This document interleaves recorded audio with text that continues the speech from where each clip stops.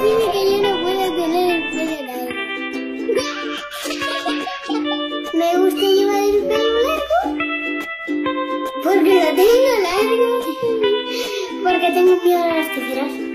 Punto final. Let it grow out, let it grow out, let it grow out, just like them. No, yo no uso disfrazarnos, porque puedes ser quien quieras por un rato, pero cortillo, hasta que tus padres te llaman para cenar o para merendar.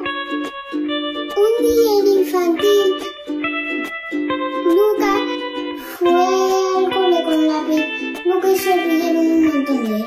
Todos sus compañeros no llevaban, pero Lucas era capaz de superhéroes.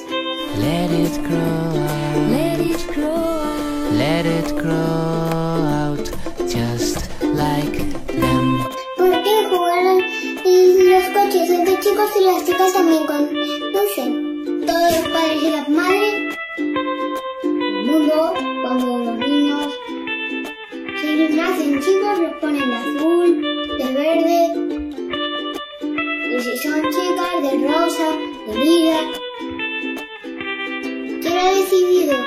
Los padres de los padres de sus padres de los padres de alguien.